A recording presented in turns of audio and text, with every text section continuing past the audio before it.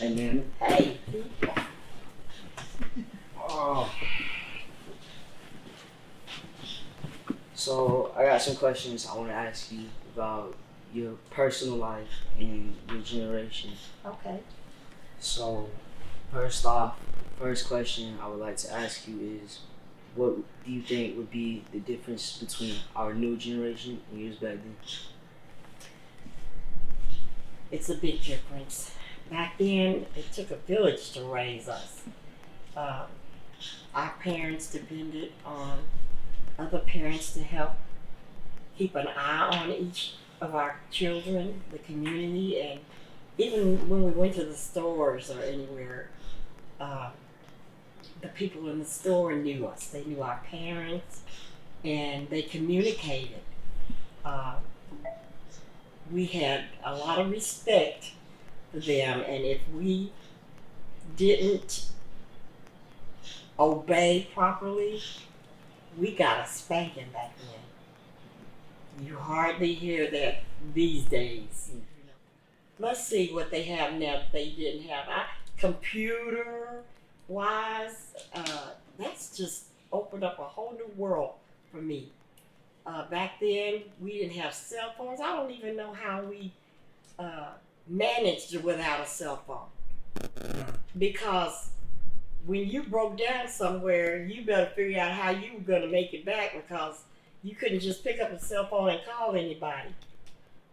And cell phones now are the world. I mean, everywhere you go, somebody's pulling out a cell phone. I went to the doctor's office the other day. Everybody in there had a phone scrolling. So I pulled out my little phone and scrolled. It's amazing, because back then we didn't have anything like that. We had to get out of the house and go play. You found something to do, hopscotch, baseball, anything. I think it was more communication back then. More communication, more tight-knit family, you know? Now, they just don't have time for each other, because everybody's doing their own thing on watching television, all these different apps you go to, and the computer and the cell phone, and all different kinds of things now. I think personal contact is what makes you come together, like us right now. Like talking to each other, like I'm talking to my grandson. We're bonding. Cell phone, I can talk to you, but I mean, you're right here. You know what I'm saying? And there was a lot of racial discrimination back then. We had to watch where we went, what we said, where we go, you know, and these kids, they stand up. They don't take anything from anybody. They're more outspoken. So, what kind of discrimination did you personally face as a kid? When we integrated, all kinds of discrimination. We were called the N-word. We were called to the office. We were blamed for things that we weren't responsible for. One time, a kid brought a slingshot to school, and the principal got on the speaker and said, "All ends come to the auditorium." And they said somebody had brought a nigger shooter to school.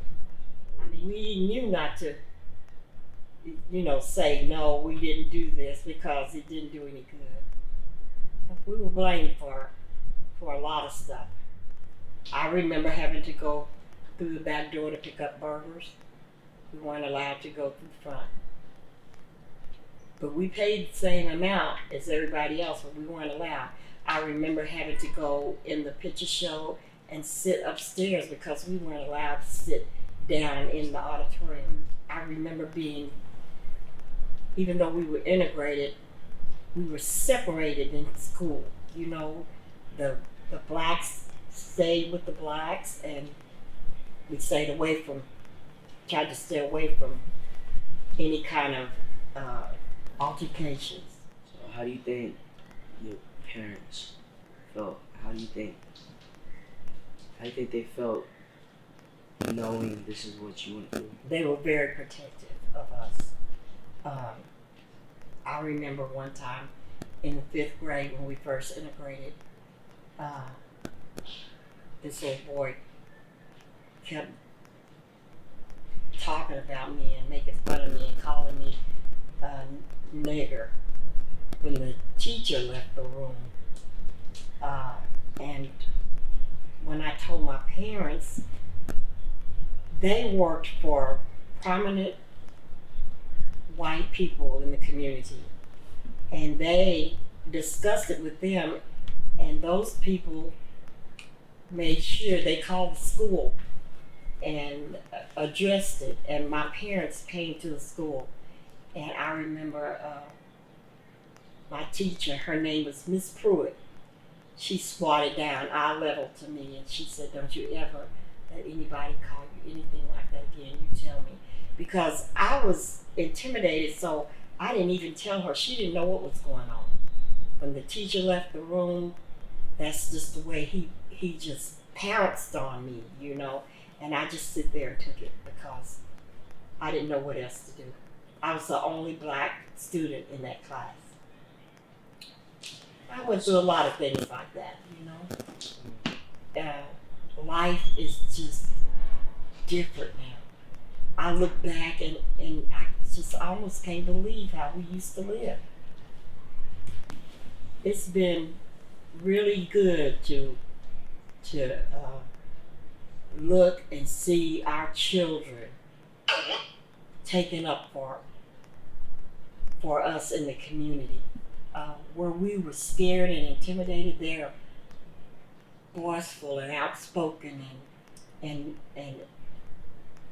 they're not intimidated at all. Because now we're raised not to take that. No.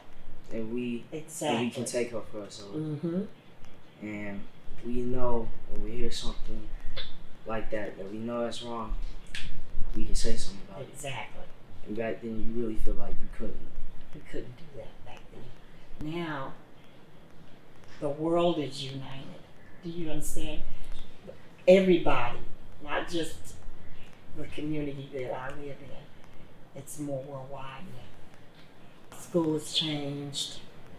Life in itself has changed. And it's a nicer life. It's a much better life now. Well, I guess that would be the end of my questions. And it was nice I enjoyed talking to you, honey. Always. I love you. You too.